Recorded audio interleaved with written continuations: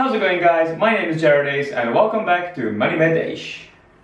Today we're going to be going over the March monthly review, which is also the 6-month anniversary of the Met Eish Easy Equities portfolio. Well, at least it's 6 months since I put the first 100 Rand in, which I put into the S&P 500 and the Nasdaq 100 ETFs. So we're going to be going over what the account has done in the last month, as well as the last 6 months, and just give a portfolio overview.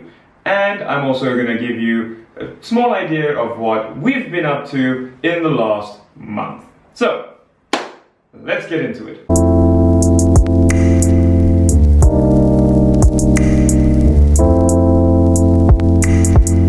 I started the Met Eish Easy Equities account by putting 100 Rand into the S&P 500 ETF that is hosted by One Invest. I also put a few Rands there into the Satrix 100, the Satrix Nasdaq 100 tracker, but I've built that position up quite a lot. I've since stopped putting money into the One Invest S&P 500 ETF because the TERS is just insane. So, starting from that 100 Rand, I have since deposited 38,000 Rand and some change into the account. We are now sitting at 39,636 Rand and 90 cents, which gives us roughly 897 Rand in profit.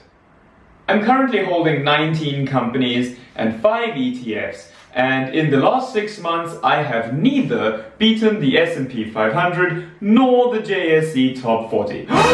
Shock! Horror! I know, holding individual stocks does not necessarily mean you're going to beat the market.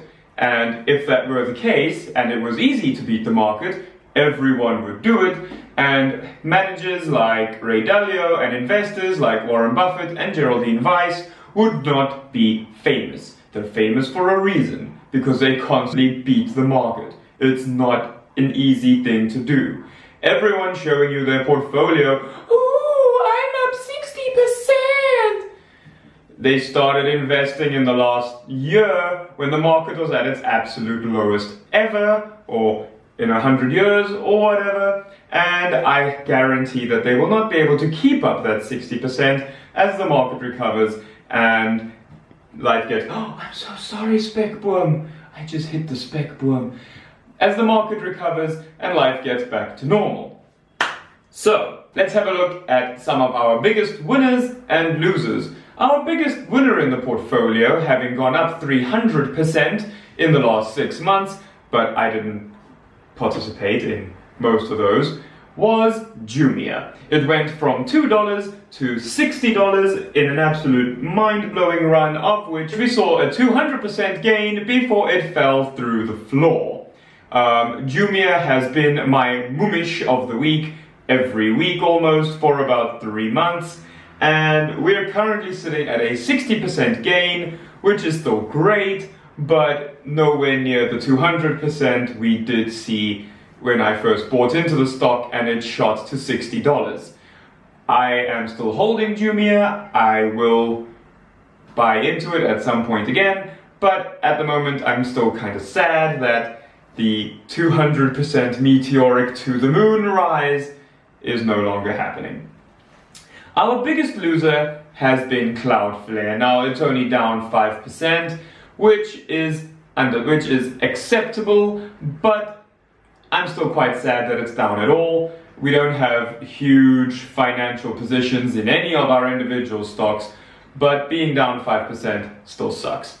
If it were going to be any company, I suppose it's only fair that it is Cloudflare, since I heard about them once on Biz News, went out and bought the stock. Since then, Alec Hogg has actually sold his position, but I'm still holding on because it's really only like $30, so it's not the end of the world, and it still plays a part in my long-term investing strategy. So Cloudflare is our biggest loser, but it's not the end of the world.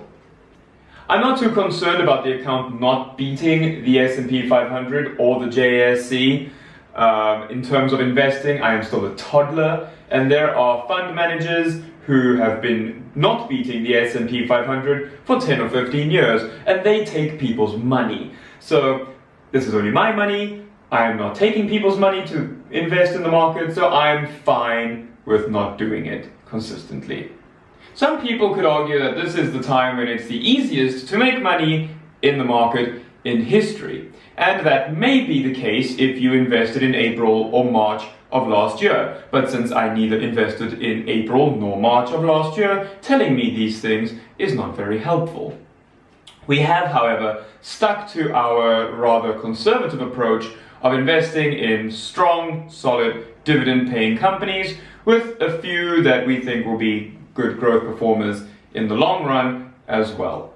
That was, however, before we changed our focus to paying off our household debt and focusing on maxing out our tax-free savings accounts. Obviously, you can't buy individual stocks in tax-free saving accounts, so we've had to focus on ETFs instead. That means that this portfolio is not going to be stacked to the roof with sexy stocks and things that are going to have crazy growth. We're also not going to be buying into really speculative companies like PPC Cement and Avenge that have debt higher than Mount Everest and very little means of paying that debt off. Once our household debt is paid off and our tax-free savings accounts are maxed, I will once again go into buying individual stocks in the portfolio. But until then, it's ETFs and bye-bye debts the whole way.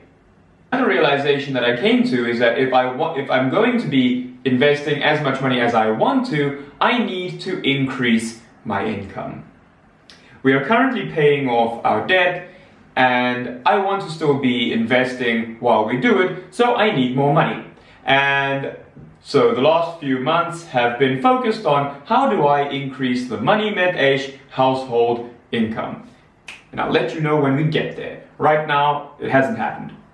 But we're working on it, so I'll keep you posted. Our household debt is currently sitting at 80,000 Rand, roughly. And we haven't been crazy at taking out loans or debt or any student loans like that. So we really want this debt gone. Bye-bye. By the end of the year. And we are working on paying that off while also trying to max out our tax-free savings account. So if you want to see how we're planning to pay off our debt and any more content on paying off debt, let me know down below and I can make a series about that too. March was a really busy month. Mrs. Met Eish has been working as a recruiter to get teachers into public schools in Taiwan, and I have launched the first of hopefully 2 new schools for our youth football program in Taiwan. For those of you who watched the 2021 goals video, 2 down, 1 more, we're getting there. Hopefully by the end of the year we're going to get there. So that is one of the ways that we're looking to increase our monthly income. So I'll also keep you updated on the goals as we go, but March was madness. It was just a crazy, crazy month.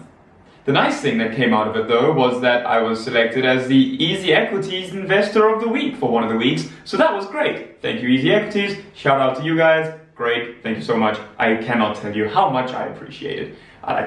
Wow, oh my god, it was incredible. That is just a quick summary of March and where the portfolio has been over the last 6 months. We have grown a lot, but still not beaten the market.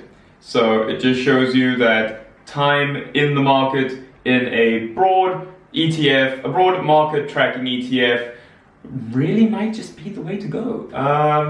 Yeah, picking stocks is fun, but in the end, it's about how much, return on investment you're getting. And so far, it seems like a broad market ETF is the way to go. Not sexy at all, I know, swallow sadness. Anyway, that is it for me for today. This has been Money Met Eish. Please leave a thumbs up, comment down below. If more of Money Met Eish, please follow us on Instagram at Met Eish. I post there far more regularly, at least 3 or 4 times a week, and I do Thursday Thoughts, where I go in depth into investing topics, such as what is investing, investing 101, what are commodities, etc., etc. Also, please remember that this video does not constitute financial advice. I am not a financial advisor. This is simply what I am doing with my money. If you do require the assistance of a financial advisor, please contact a registered financial advisor in your own time. This has been Met Eish. I will see you next month. Bye.